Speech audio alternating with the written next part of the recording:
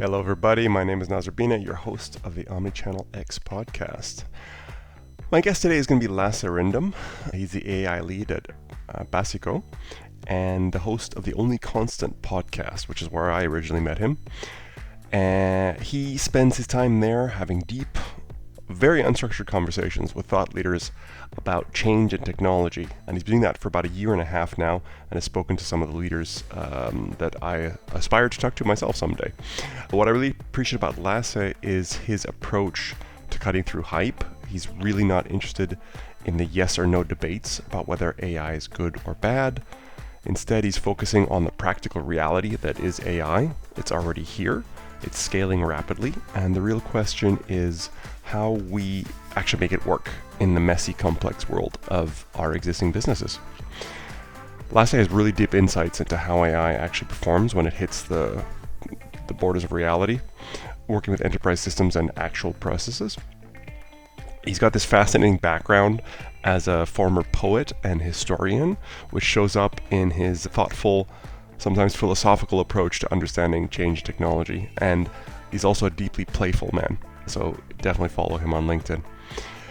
So what you'll hear from Lasse today is somebody who's moved beyond the initial excitement of AI capabilities to focus on the harder questions. How do we measure success? How do we integrate tools into existing workflows?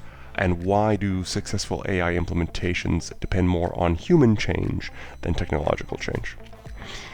So specifically, we're going to address why most AI implementations fail, why you need well-defined success criteria for measurement, how to move from AI experimentation to systemic business integration, and why the newer concept of context engineering is more important than prompt engineering for enterprise AI. We'll also talk a little bit about why structured data and defined processes are essential for making AI agents work effectively, and why quality and value should take precedence over speed and automation in AI implementations. Remember to please share this episode with your peers and colleagues who would find it relevant. We really need your support to keep this podcast going.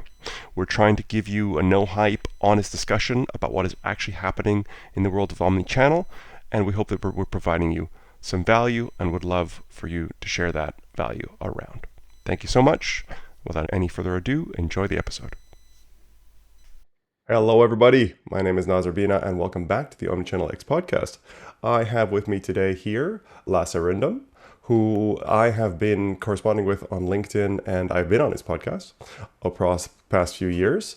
Lasse is the host of the Only Constant podcast. He's also the AI lead at Basico. And like myself, he's quite interested in demystifying complex technological trends and fostering open dialogue about all these opportunities and challenges presented by emerging technologies. I really like Lasse because his interview style is deep, it's dynamic. He likes to just have an open chat and is open up for any conversation about the future of work and technology. He's also a historian who used to do poetry and has one of LinkedIn's best post to laugh out loud ratios in my experience. He's actually quite funny. So I recommend you follow him just for that, to make this sometimes turbulent world a little bit lighter. So Lasse, welcome to the show. Thank you so much, Noz. Thank you for that introduction. It's great to be here, and I always look forward to speaking to you. And I remember when we did our episode, we also agreed that we were going to keep on talking, right? And maybe, let's do another one. At one point, you were so happy. I think you felt like this was the best day of your life. And then, I was like, no, Noz, you only get one, don't get. Right. Yeah. No, I went into a deep depression after that. That's why it's been so long. So really happy to be here with you today again, Noz. I love it. It's an honor. So about your podcast, you've been doing the Only Constant podcast for a year now? Over a year? Yes, 1.5 years exactly, since November 2023. Right. And you were much more productive than I am. I think you podcast every week, so that's quite a pace. We just switched to this seasonal rhythm where we're doing 10 episodes a year because weekly podcasts. I'm not the guy, but I think we're going to focus on making sure we do 10 quality episodes a year, and people can come back when the season begins. How has your perspective on change and AI changed and evolved since starting a podcast called The Only Constant? Well, I think, first of all, what you said, about me making an episode every week. I actually decided last year that I wanted to do one every second week. But then I ended up having enough interesting guests that I wanted that they just get booked up. So they started being once a week again. I'm like, and, it's like these 1 hour episodes, very unstructured, deep conversations with thought leaders. So it takes up some mental energy as well, you could say. But I think the reason that I did it was also that because it is just my drive, my curiosity is just so deep on that. I want to know what's going on. I want to, and it's called the only constant because you want to find this change thing. I used to do poetry because I was looking for some kind of truth. I used to do history because I was looking for some kind of truth. I'm still looking for a truth, but I think the podcast is my sort of, my meditation, saying that there is no single truth. So I keep asking everyone all the time, what is the only constant? Because I know there is no only constant, right? But it's still the curiosity that drives me, and I think that is what how has my perspective on change evolved since I launched it. I think it has deepened and widened, and that's the boring answer, but I think actually in the end, this meditation on change being something that there's no single point of truth, as I started out with, is something that also that just keeps resonating in the episodes. So, but I always try to find new angles. I want to hear new things. The challenge is, when you've heard things being said so many times, you might sometimes have episodes where you think, oh, nothing really new came up there. But then you have listeners saying, oh, this was an awesome episode. Like, oh, okay. It's just because I've done now 67 episodes, so I've heard everything before. So things are, some things are becoming constant, some things are not becoming constant. But this whole change thing is just... Change is nothing if it's not attached to value. I think that's just one thing that's become increasingly clear. I started off being focused on AI. I still talk a lot about AI on it. But the whole AI thing, I think, over time, it's still the background. The stage, the centerpiece, the play we're unfolding is more value and outcome right now. And I think that's more interesting. And I think that's also what's been sort of the overall theme of everything people has been saying. Technology is a tool. In the end, it is a tool. I don't think anyone wants to say technology is all it's all about all the time. So if we end always on this value thing in the end instead. Well, it's interesting. We talked a lot about value in the last couple episodes on OmniX. And I remember we talked about truth, and I think that's one of the reasons we hit it off. But the phrase value over volume is one that I'm using a lot these days, because I think it's so central to when we talk about these technology operations. I think it's so easy to take a mass production acceleration operational efficiency perspective, whereas there's this huge opportunity to talk about operational quality. My favorite metaphor, I can't remember who mentioned it first, but I didn't really agree with his conclusion, but he said AI is like plastic. It allows us to mass produce mediocre knockoff artifacts that clog up our world. And medical medical equipment that we really need, sterile. Okay, plastic, come on. You can't talk about a general purpose technology like that. It's like saying that it's just crap. Electricity is just used for crap because it's in my kids' toys. Yeah, okay, but it's also like everywhere else, right? So I think people are missing the point when they say things like that. And that is actually what annoys me the most. There's a tendency to either be, oh, AI is the solution, AI is the problem. Let's find the middle ground, let's ask the right question. That's not the right question. One of the things I'm saying all the time at the moment is, if you don't start with outcome and outcome discussion about what you want, then you're not going to end up with outcome, okay? And the weird thing is, the most annoying thing is that has nothing to do with AI at all. That's, that's in everything, no matter what you want to do.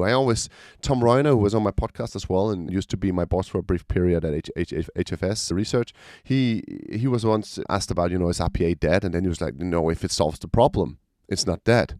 And I think people really, really, really, really need to understand that it's all about solving problems in the end. And if a technology solves a problem, it's a good technology, period. And that's how people look at it. When you go to SMBs, you'll see that very clearly because they have to take money out of their own pockets, right? So they're like, will this solve my problem in a better way? No, it won't. Then I won't buy it, period.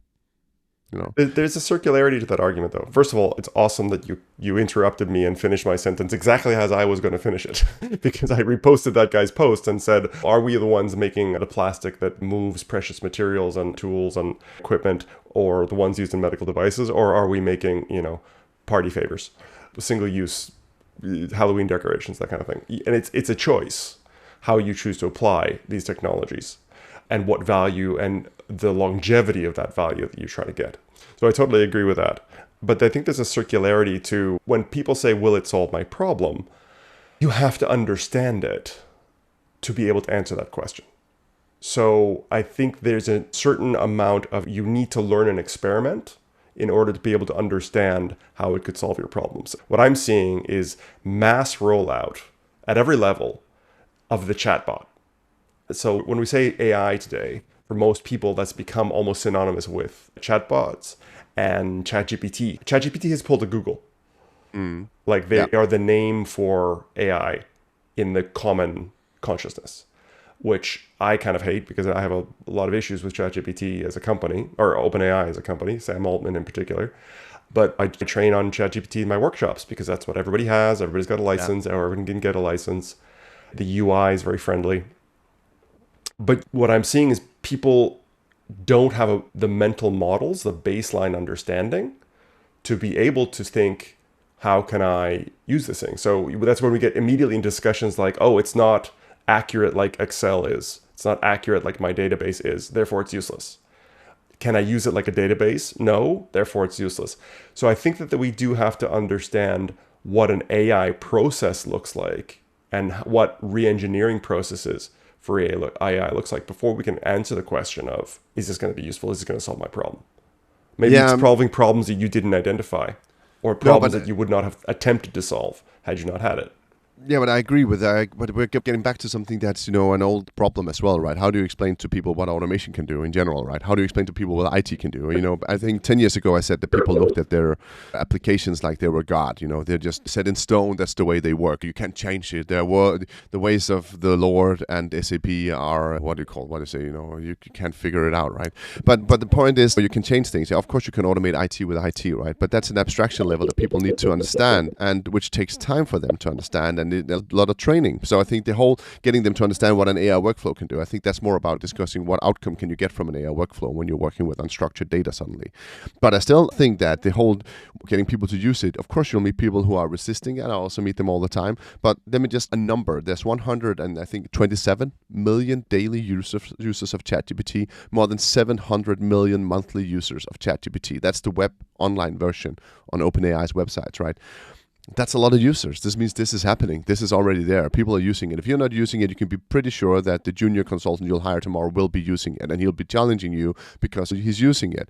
So you're not going to necessarily get replaced by him, but you just need to up your game and get started on it. It's already there. And that's also why I think what you just said, let's make the discussion a little bit about AI. You sort of alluded to that because you said it was circular. But my point is, if this technology needs to be pushed to a start, right? You need to go like pushing it. It's not a good technology. This does not need a push. It's going to come. It's there. It's happening. And I don't think you need to push it. I don't think you need to go around saying all the positive things about AI right now. I think you just need to say you need to start working with it. Period. It has things it can do, obviously. That's why everyone's investing so much money in it. It's not a fad. It's a thing. Get over it. Move on. I'm not asking you about your opinion if you believe in it or not. I'm just saying you have to relate to it some way or another, and I don't care how, because this is already happening. So I'm not going to be the one pushing a technology that it might be a Ferrari to start. I'm not going to go out there and look like an idiot trying to push it into gear, because it is in gear. That's my point. My point being, Noz, that this pushing the car to start, right, is that if we think we need to say yes, you also get people who say no. And I want to say just, we have this car in the carpool. Let's start working with it. We need to talk about the real discussions instead of asking people, what do you think, yes or no to AI?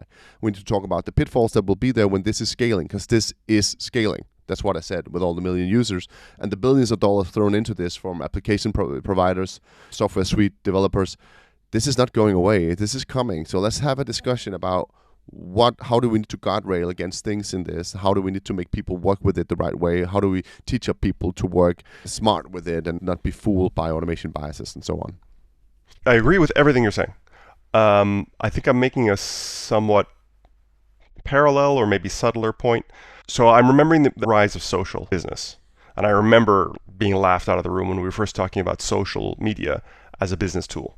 You remember that, like the first few years, and it was, it's a kid's thing, So it may be rising everywhere, etc. But we're a serious enterprise. So AI doesn't have that kind of silliness associated with it.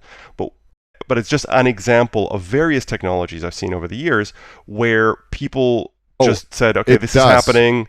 It does have that silliness. It does. People think about it that way. People think about it as something that just goes on make funny videos, make funny images, you can make funny songs, make funny, you can write things, you can comment things. Yeah, they know you can check an email, and that's like, oh, that's really cool. But it is funny. I think it's different. I think actually the weird thing is here, Noz, is different. I work a lot in the CFO and COO space, right? That's where I'm predominantly spending my time, and you're in the marketing space. So there it's the content and the channels and all that. It's like a completely different thing. It is, but. But looking at your transactional tabular data and saying, where can I use this language model that just made a funny poem about financial planning and analysis, I don't know where I can use that. It seems silly. It does seem silly. Yeah, the difference I'm making is that with social media, you didn't have CEOs shoving it on every desk in the company saying, go get on social. That never happened with social. There was, from the top, there was an association of silliness which prevented this kind of aggressive push that's happening from top down. It was just an example. And my point is that what I've seen is when a technology is sufficiently new, I'm not going to even say complex, although AI, you could make that argument, but if its technology is sufficiently new and different, people often run in with their old templates in their head and their old processes, and they try to apply the new technology. It doesn't work. It comes worse results, and then they get burned and progress gets stalled. So that's what I'm trying to refer to. AI is coming like a tsunami. Obviously, there's no argument about that. But in the world of business and how do we actually get productive, how do we kind of flatten the curve of bad first experiences? That's what I'm talking about. I'm facilitating this change. The change is going to happen. There are people who would argue, but I'm not one of them. No, but the problem is that a lot of people have started this the same way that they started with most other changes. I know you just said differently with SoMe and all that, but the point is saying, let's try this out, right? So everyone's got a budget for trying it out, and enterprise have been trying it out, and they set up a department to do AI and try something out, and made a chatbot to chat with our data or something like that. Tons of them out there, millions of them. And then in the end, they were like, okay, this is play around money, right? For fun money. And then a year later, they're like looking at it, oh, no one's using it. Or what's wrong? Why aren't we getting any ROI from this? And you're like, oh, but it was play around money. You wanted to just play with it and see what it could do. But now you're suddenly expecting it to have had a real business impact. So now you're disappointed with it, but you didn't expect something from the beginning. So I think back to what I said before, we started the wrong place. We didn't start by asking what do we want, what is the outcome we want to achieve. And I think what we need to do right now more than ever, and maybe we should also have done that in 2024 and 2023, is to expect a KPI from whatever we do with AI, right? We do that with everything else we do. We expect some kind of measure so we can say we got a return, but we haven't done that with AI for so long. We've just been like, just because we're doing AI, it's valuable. But let's say, okay, we wanted to review all of these invoices. Good, okay, did it review all of them? How many errors were there? Something like that. What is the uptime? It's simple to add some KPIs, but just measure it. Say, no, it didn't do what it's supposed to do. Can we make it better then? Yes, we can. What would that cost? Okay, but just adding those numbers to it. I think that's simple. And then we'll get to a place where we say, oh, here it works. Oh, here it doesn't work. But saying, here is a bunch of data we have. Let's make a chatbot to chat with it. You have no clue what will make this a success. It is only, but it worked. Yeah, it worked, but no one used it. So you have no clue. You have no clue what's going on. You need to have a measure to say this didn't work or this did work. This, like I'm saying, instead of saying yes or no to AI, we need to say what are the pitfalls? What are the things it can't do? What are the things we can expect it to do in the future? Much more interesting to discuss that. But it doesn't work well in hyped up memes. Messages about AI will ruin everything in the world. It becomes much more complex because guess what? The world is complex. You're complex. I think I said it in a show with Andreas Welch last year that it's crawl, walk, run, right? And we got the tech, but we didn't get the change, right? Because change is us changing. I think it might have been on your podcast. I said that AI's adoption will be the limiting factor. Will be human change. Yeah, but there's also just the whole brownfield, Greenfield thing. Everyone's talking about the first billion-dollar AI company. I don't think so. Most companies get entrenched. Things happen. I think people are so blindly looking at, okay, I can make a whole law firm now with this technology. Yeah, but if you could do that, then it will become commodity and worthless. So you won't make a billion-dollar company with an AI because if AI could do it, it's not worth $1 billion. period. Okay, so there's something there. Wait. Okay, so what I'm saying, I absolutely agree that success criteria, planning, measurement are fundamental. But I'm also bringing to this, you say everyone's talking about $1 billion company. Everyone's talking about it in our LinkedIn filter bubble. So, but when I go out of that and I hold an open training and I say, what are your AI use cases? And I go to my clients and I ask them, what are your AI use cases? They blink at me and they go spell check and grammar. No, but that's because that's exactly back to my point. My point is that most companies are not this Greenfield thing. And even the Greenfield will not work. That's what I want to say. Define Greenfield, brownfield. Yeah, Greenfield is just, there's nothing there. You can build something new. You can do whatever you want. You can build on any structure you want. You can say it's AI driven from the beginning. That there's no structures in place. But brownfield means that something has already been built there. It's like when you build architecture in the world. There's nothing there. It's just a greenfield. You build a house. Perfect. But if there's something there already, you need to tear it down. You need to integrate into the sewage systems, electricity fields, and everything. It becomes much more complex. And here's my key point, right? I keep on repeating to people. The world is brownfield. Everything out there is brownfield. Your company exists. It's a weird thing to have to tell people that your company exists, right? It's there. It's having a value prop to delivering value to the client, to the customer, to the world. It exists out there, and you need to change it. But that's actually what I'm going around saying. I'm just going around saying to people, there's something out there. Oh, you want to have impact? Then you have to realize there's something you're impacting. Okay.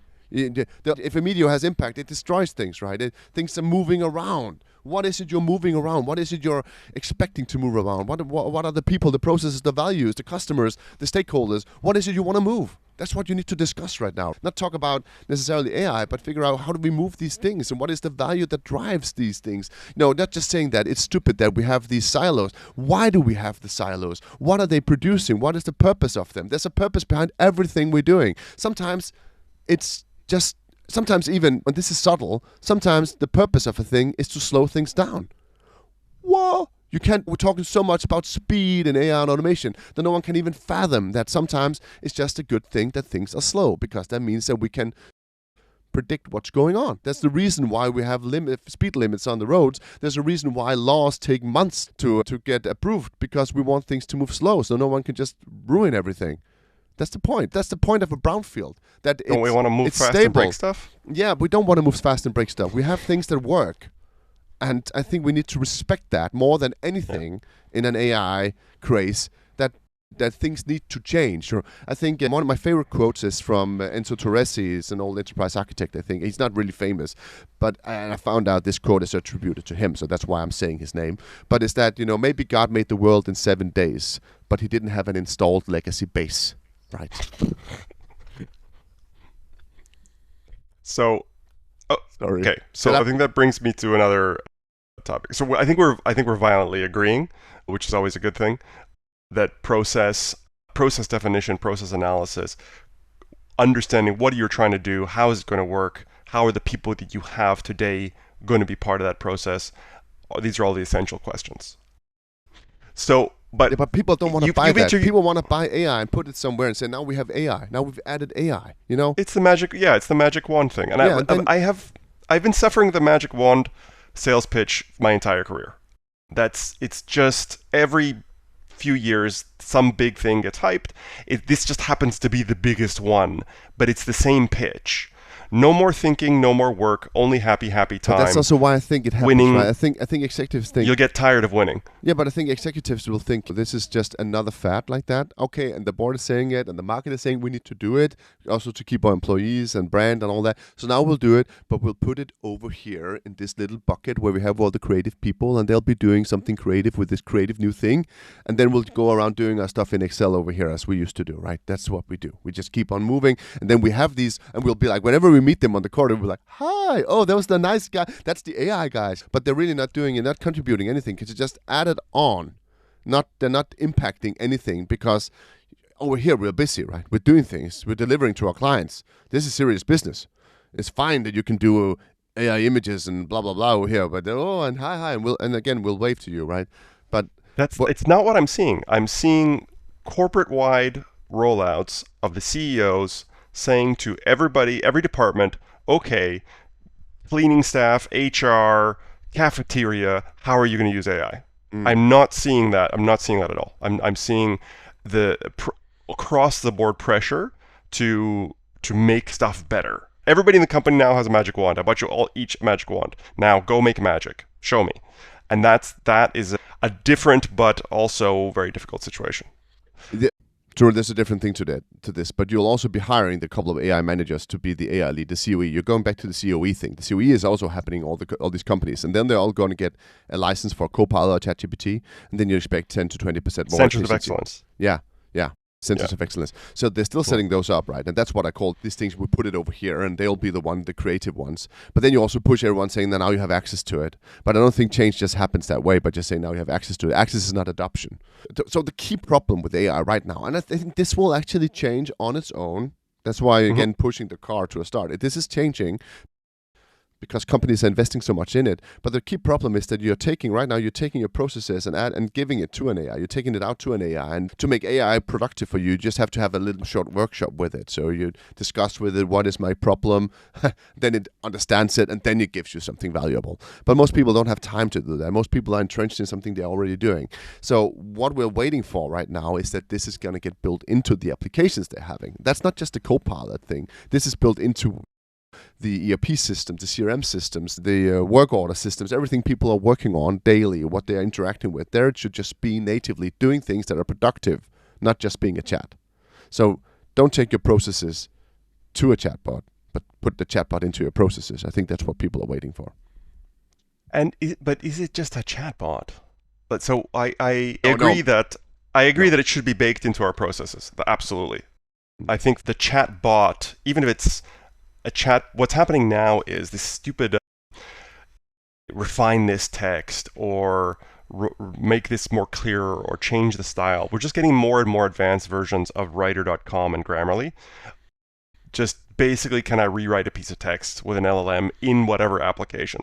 And I find those implementations so boring because they don't actually understand the business context of the task at hand. Yeah, but that's not what I'm talking about. I'm really talking about when they become these agents in the systems and it starts working in your processes. Right now, you have to take your process and your documents and everything and put it into a chatbot. That's the point. That's how people work with it.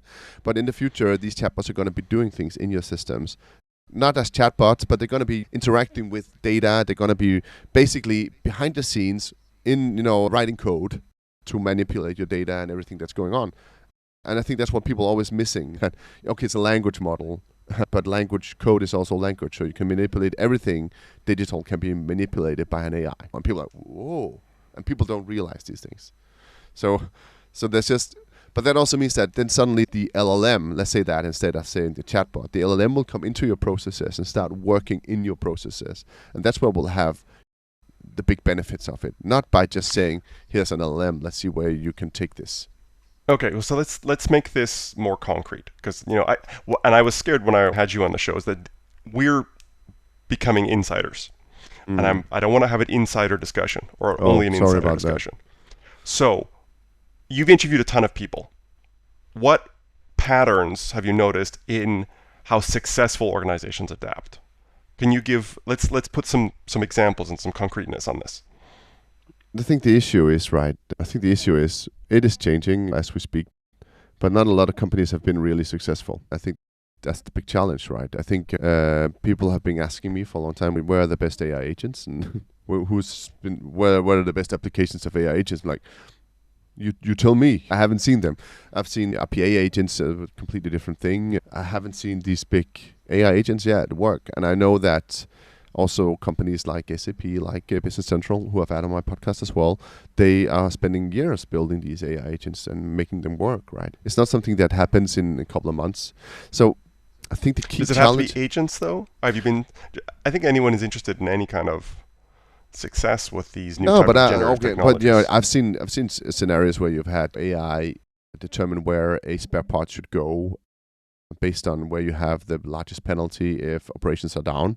So it determines the site that needs the spare part more than the others. And then suddenly we're getting some real value, right? You can also see AI starting to use complex contracts to review things that are actually working and happening in work orders. So if you're doing things, you're starting to have you have to do this on this site, but then suddenly AI can read the contract and say, does it make sense that we're doing this, or do we have some issues that no more normal human would ever be able to do on site, on spot, immediately. So these things are adding a lot of value to how we can work, but it takes time for people to understand that this could happen, because this also moves cross silo, right? This is something that we typically put in the law department, the legal department, and then suddenly it's in the operations department. And bridging those two things also means we have to discuss ownership, who owns the things and all that, right? So things are happening. The first adopters have obviously been marketing and content creation, and that's where everyone's been thinking, oh, it's perfect for that. I think that's going to change. I think it's going to be the opposite. I think you're going to have more on the transactional data stuff than actually on content and marketing, because I think we're going to realize shortly that our customers are our most important people, and perhaps we should be very direct and human when we're interacting with them. But all this transactional data, who gives a crap? It's just, and these transactional reviews, no one cares about, no one wants to do it. Let's put an AI to do it.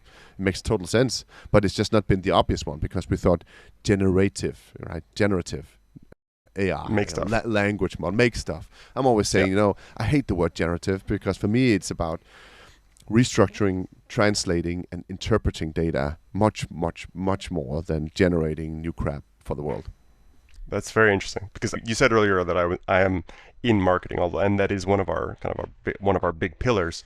But what I'm usually doing in marketing is looking at process and looking at not how do we make the stuff. I'm not a copy specialist or a No, but I said it person. Also more because I want to say, I know you've been in this market where it's been exploding like crazy, like everyone's just been AI generating blah blah blah blah blah. No, and I'm not all insulted. All of our copy AI, bang, But yeah. I just said, because in CFO that's 100% space, true. More like we have numbers, we don't need a language model. That's been my world, right, for years. Right. No, but I think the overlap between where I mainly work and what I bring to marketing and what you're doing is the look at how do we look at the data we do have, what understanding we do have, make sure that understanding is getting where it needs to go, and how do we use this technology not to generate stuff necessarily, but to better understand the experiences we're trying to deliver. Yeah. So that's, although I am in marketing, that's what I'm doing in marketing. Why is our marketing working or not working? Or if I'm in technical documentation or experience design or product design, why is the thing that we're making succeeding or not succeeding, and how can we use AI to understand what we're putting out into the world, what we know about the world, how we map out that together, and how we make strategies and plans. I'm also advocating against avoiding too much generation. I'm kind of pro-generation when it's the synthesis of a whole bunch of other things. So you can ask me a question. If I have a language model, I can ask you a very complex question like, I'm having a dinner with these 8 people. I'm thinking about doing a fusion of these 2 cuisines, and these people have these dietary, and you can just say all this. And that will be formulated into a complex query into a bunch of databases in the back end, which will bring you back a bunch of answers. So the AI is a little thin language layer that is translating between good structured data that is going to keep the AI truthful, keep it from hallucinating. And when it is generating, it is just generating a wrapper or a nice way to present what back-end systems have provided. That's the kind of generation that I like, when we're not allowing these models to kind of run wild as they were when they were first being rolled out. We were giving them minimal control, minimal actual guardrails, and then they would go screw up and they would create bad content or lie or hallucinate or etc. And so I am really not encouraging people to jump into generation. I'm encouraging them to say, how can you use this as much upstream in your internal processes for understanding your content and organizing your content and your data and mapping that to your experience so that you work so much better. Every human being in the company is now working so much more effectively that the company performs better. Not how can we fire 5 people and replace them with a machine that generates their work. No, because then it becomes all about speed, right? I think the problem is that we're focusing so much about speed. I actually heard a podcast yesterday about how that's actually a bias in our human brain, that we tend to look at speed all the time. There's always the way we ourselves look at the world is by inferring what's going on all the time, because that's the speedy way of doing it. We're actually not wired for figuring out how it really works. That's actually why you had this blue and white gold dress. You remember that one? That's because there's different ways the speed of our brain infers what's going on with that dress. Remember that dress that was gold and white or blue and black? But that's because of a bias in your brain that just says, inference says, this makes sense to me, and it doesn't say, let me look closer. Well, no, your brain just says, this is for speed, this is what we need. So we want speed all the time. That's why people are always looking at this. How can we fire the people? How can we make things more efficient, faster? Instead of saying, how can we make more quality? I think the quality step is the difficult one, and that's the one we need to train ourselves. That's also why I think I've tried to repeat outcome and all that value. Let's look at what is the quality we want to do and have that discussion. And that's actually a very difficult, uncomfortable discussion. People think it isn't, but it isn't. But okay, to what you said just before, I'm starting to always say that processing in general, every kind of processing is a metadata production, right? Whatever you do, you take some iron in and you redo it and add some metadata. Now you say it's a frying pan. But it's basically the frying pan is a metadata thing on top of that piece of iron you have, and everyone will be like, yeah, I can definitely totally see this is a frying pan, right? But the point is, maybe that's an extreme case, but every time you take an invoice, you say, okay, what is the metadata? This one has to go to this approver, right? It has to go on this account, it has to do blah, blah, blah, and it's attached to this client. You add metadata to it all the time. And if there's one thing these models can do, not flawlessly, but to a very large degree, because they've been trained on so much data, they're able to add metadata to almost anything you give them. So if you say, try taking an object, this is a practical thing, try taking anything you can put there, a picture of a thing, or a document, and say, dear AI, what metadata, what interpretations would you put on this thing, whatever I've given you? Then you'll realize very quickly what this can actually do for you in your processing. Because your processing is about this, right? I think that's the power. And that also means that, and so that's one thing, but my big overall, the way I think whenever I ideate with any client at any point about AI is, and I know it's impossible because that is actually the only constant, is that entropy will continue and the universe will end in a big void of nothing mesh, right? Energy just blind a swamp. But my your poetry is coming out. Yeah, it is coming out. But I'm always saying that, is this solution going to reduce the entropy or increase the entropy in this process? So what I'm basically saying is this going to take something? So translate entropy in this context. Is this taking is this adding to the chaos? Taking something that is already structured data and making it unstructured in a gibberish blah blah blah post? Or is it taking that gibberish blah blah blah post and turning that into a structured table, tabular data that I can move in my process, right? Am I structuring the world more or less? That's what every company does. That's what every city does. That's what everything we ever do. That is civilization at its core. That we take things that are chaotic, titans, the Greek titans, and we kill them. And then we build things that are orderly, with roads that are straight, houses that are boxes, bam, bam, bam, bam, and everything is just in order and it's illuminated. That's what we do. That's what companies do. They have an edge of customers that want different things, but we say you can only get these 20 things. We structure them into whatever we can produce. We reduce the entropy of the universe that way. That is the point, that we want to do that. We can't do it, but that is what we do with civilization. And that's the same thing that AI can do. It can help us structure things that are unstructured. So I think I was going to list in terms of successes. I asked you about successful patterns. What we're seeing, and we have been seeing way before the generative kind of wave, was auto-categorization or auto-tagging. How can I take all this information which I have and I can't find it, I don't know, I can't link it, I can't give it context. So I think big things that are rising is that auto-tagging was already huge and already useful, and now it's becoming much more mainstream. And what you can do with those tags once you have them is now more valuable, because then you can tag something, and then if you do want to generate, then you have so much more context around what it is you're working on. And the other thing is context management. We've been saying for 20 years that, I used to call myself, and I still do call myself, depending on the circles I'm in, a content strategist. And we always joked about we're actually context strategists. And so now there's this big movement from prompt engineering to context engineering.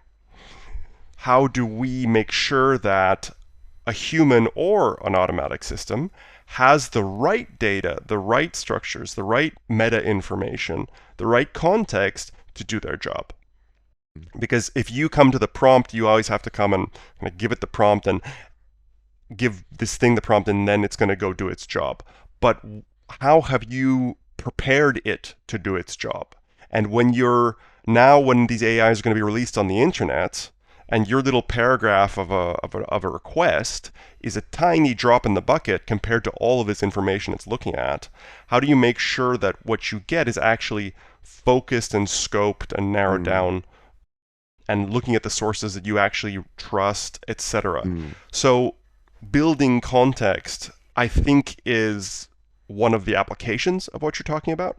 We want to make more order of this big disorderly mass of content that we're constantly producing.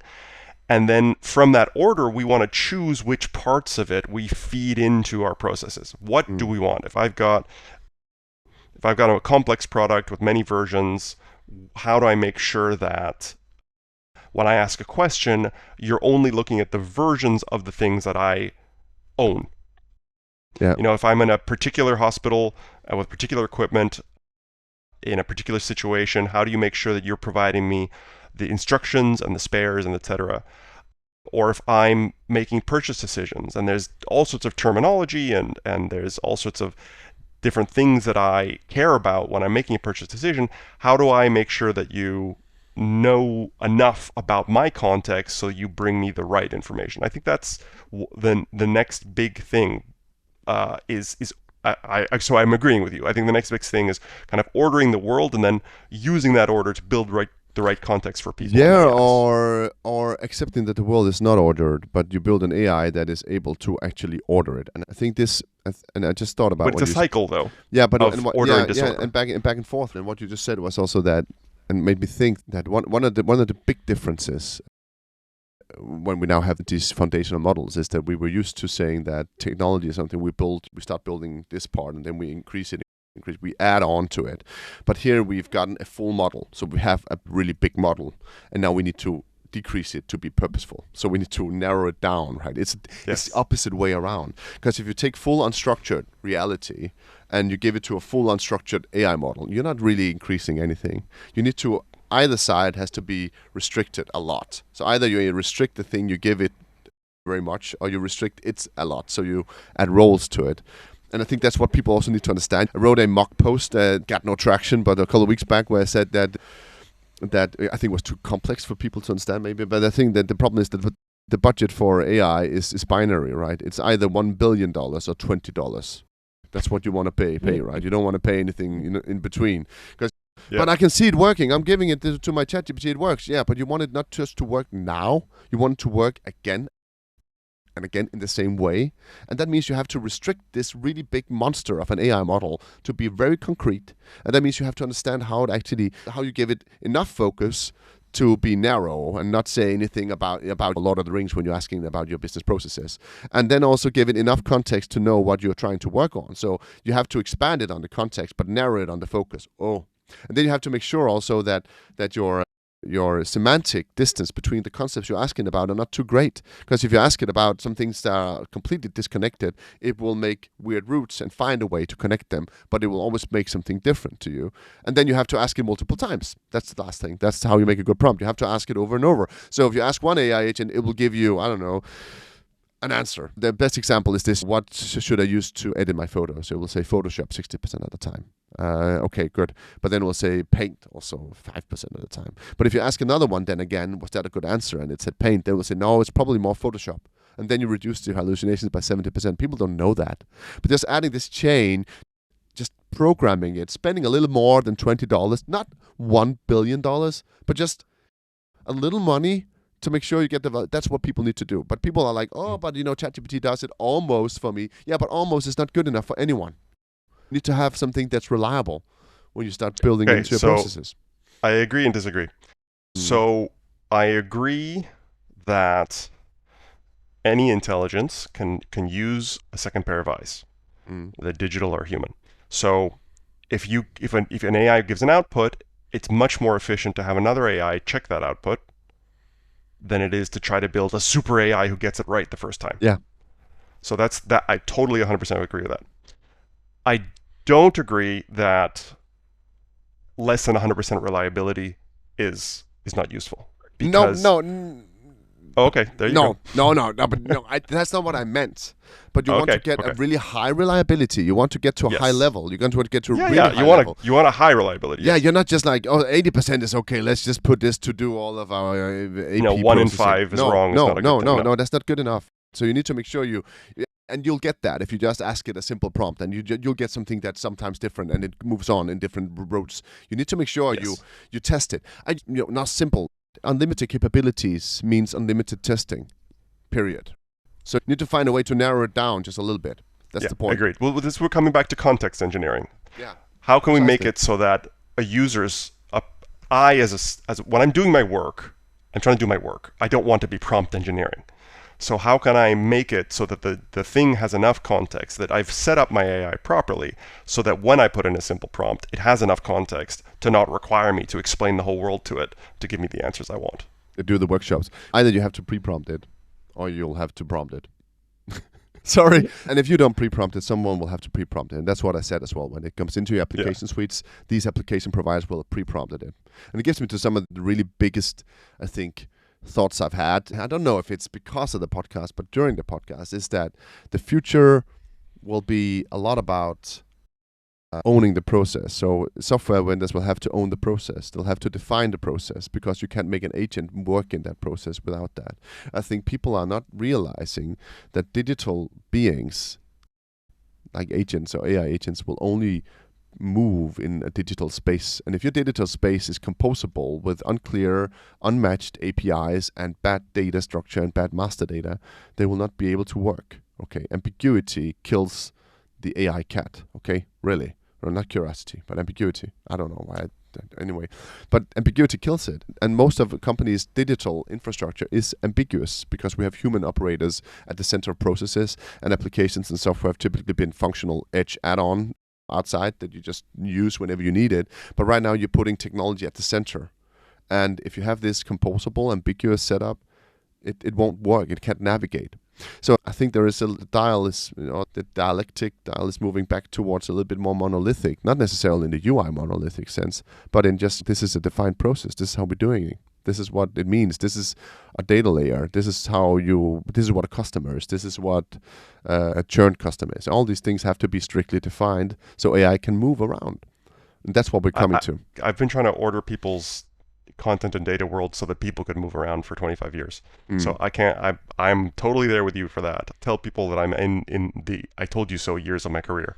This is because we've been saying we just cannot have all this stuff loosely defined in 20 different systems and just have it work out.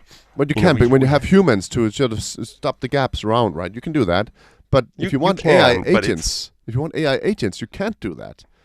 Yeah, so hopefully that will be the thing that finally breaks the back of this. But that's also the challenge for all these platform providers. A lot of companies are just providing platforms to do whatever you want to do. But right now they need to start defining the process, or they can't do agentics. And the companies that will define a good process for you, or define what your data means, they will win in the agentic race, at least. So if agentics go to that scale that everyone's thinking they're going to, you have to be able to, as a software provider, define the process. You say, you've heard about this, maybe this service as a software, right?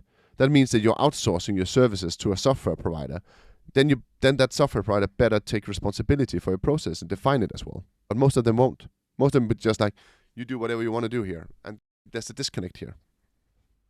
So we got to wrap this up. So I want to come down to podcasting now for a year and a half. Talked to a lot of great people. I would be interested in, you can repeat some of the things we've already said, but what would be your kind of top takeaways from the past year and a half? So let's pull out a bit and go, so, what are those moments that made you go, ha? That is the one thing you asked me to prepare for. So I actually wrote, I think you asked me for top 5, right? And I actually wrote down 6 because that's the way I am. I always do more. Over-deliver and annoy people a little bit, but that's the way it is. But I think Yaravadan said that in his constant, that the only constant is that you always have to innovate on top of a change commoditized baseline. And I think that's Change interesting. commoditized baseline. Yeah, things have changed. Everyone has AI today, right? Everyone has it. It's not something that will make you stand out. You're not different because you have AI. Okay. You will not be your secret sauce because it's everyone's secret sauce. So what is a commodity has changed, and you have to innovate on top of it. AI is a commodity. Gen AI is a commodity, period. Understand Yeah. that. You have to innovate on top of that. And you have to make sure that you do that. And I think that's what's difficult, right? That also means that suddenly you're thinking about, okay, how is the ecosystem going to change? Because it's not just Gen AI we have to focus on. We have to focus on the downstream changes that comes from Gen AI. So people always want to, like the horses, I don't know what these called, these things they have. Blinkers. Blinkers, right? Blinders or blinkers. Yeah, blinders, right? You have to remove those and think, how does it look beyond that? What's going on? What's going to happen beyond just the AI thing? Because AI is not interesting. AI is interesting right now, but in a moment, in a heartbeat, it won't be. Value will be, change roles, change value props, all that. And that's what you need to innovate on top of that. And I love that he said that. He's been part of the development team of the Google Assistant, been CEO for Google in Switzerland, right? So he knows what he's talking about as well in technology. And You said it was Jan Kuhn? Yarev Adan. I can't remember the number on my show. He was in 20s. Okay. No, it's interesting because Jan LeCun has just come out a couple months ago saying, I'm no longer interested in LLMs. Exactly. But which I love. He says he's moving on to what he calls world models, which for me would be knowledge graphs or domain models. That's what I'm saying as well. With the define the world. Right? Exactly, define the world. So he's moving on. He's moving on to where I think he should have been. So that's two people who. But that's one thing. That's one thing. Okay, that's one thing. That's one. And then the second one is that regulation doesn't mean you don't have deregulation. Doesn't mean that you don't have responsibility. This was Kate O'Neill who said that, and I really love that one because I think everyone's talking about let's deregulate so we can move faster. But I think people need to understand if you deregulate things, it just means that every single company has to work out their own way of interpreting what's good and what's not good. And I think the race and what it made me think about after Kate said this in my podcast number 50 was that the race is not about having the most AI, it's about having the most adopted AI, and adoption sometimes needs regulation, period. That's I think I love that quote. Yes, I love it too. It just makes me, well, we're going to talk about that more on the Truth Collapse podcast, but it makes me very stressed. And then you have Robert Fuchs, who is building human-in-the-loop and driving systems for JTech. He's a head of R&D for them. And I spoke to him about human-in-the-loop in general because he's been working with that for 25 years in cars. So how do you add? I think I love that conversation. One of my favorite ones because it was just so new for me, and all the things he was like, I've been working with this for like forever, and everyone in automation business is like, oh, human in the loop, we're saying it, but we don't really know what it means. But he talked about the human crumple zone. When a car crashes, there's a crumple zone in the front that protects the human. But in complex systems, the human becomes the crumple zone for the complex system. Right? When you have aviation, you have the autopilot, then you always blame the pilot, but the pilot have no clue to understand what's going on with the sensors or anything in the plane when it crashes. But they get the responsibility, even though, because the human has to protect the complex system. The same thing happened with 3 Mile Island and all those things. And are we building human crumple zones now with AI, where we're just blaming humans for not? They have no clue. They can't know because now it's not even, you can't even check what made the LLM come up with this idea. It just made it. It's so complex. It's so overly complex. So you're adding it on top of an already complex enterprise architecture. So the human will be the one saying, oh, we just have a human controlling and checking if everything's all right. Please, I don't want that job, okay? Somebody wants the human neck to strangle when something goes wrong. Exactly. Because you can't strangle the AI. And I just love that concept, the human crumple zone. Okay, good. And then I have Carl Friston as well, who said that if it takes more than 5 minutes to understand, it's probably worth your time. And that became sort of my motto for my podcast. It's a super crazy, difficult podcast. But if it takes more than 5 minutes, it's worth your time because it will make you alive, more intelligent, more engaged, more like an agent, a human agent, right? And he said that companies need to understand this to innovate. They have to do more, listen to more jazz, he called it, right? You have to listen to something within a structure that's confined, but still a little bit chaotic. So you don't know, you test things out. You go bungee jumping. You don't base jump up off a mountain, but you do bungee jumping. And I think just that mindset just really resonated with me for how to be an intelligent person, intelligent company, do things the right way. You have to have room for this unstructured exploration as well. Then versus composable, I just spoke about just before, something I thought a lot about after having spoken to SAP and Business Central especially, and also others. And then I really love the quote from Kate O'Neill, who invented decision intelligence and machine learning transfer, where she said on my podcast, the Wright Brothers might have invented the airplanes, but they did not invent the airline. And then I always expand and say they didn't invent the airport either. So where are we in the world today with Gen AI? Well, we need to invent these airlines, sorry.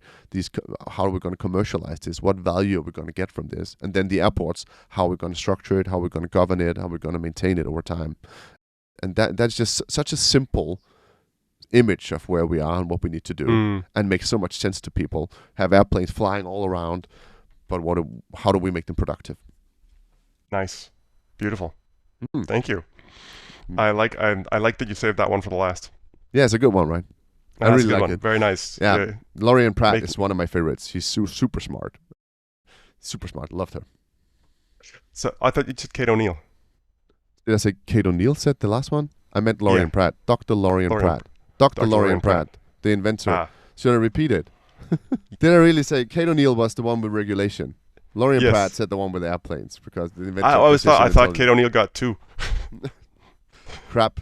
That's the problem when you're just talking live here, right? Sometimes you say the wrong word, right?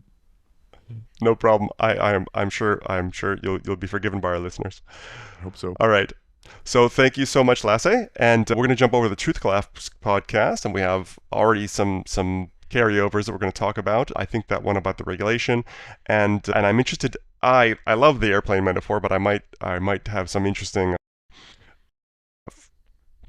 counter thoughts. Love that. Looking forward to it. Thank you so much. All right, fantastic. Thank you for having me. And everybody else, like, subscribe, tell your friends, and please give us your feedback through LinkedIn. You can hit me or Lasse. There's not a lot of Lasse Rindoms and Noz Urbinas, so I think it should be pretty easy to find us. Yeah, let us know your thoughts, your questions, who we should have on the show next, and any other feedback that you have. Thank you, Lasse, for joining us, and we'll see you next time. Thank you for having me.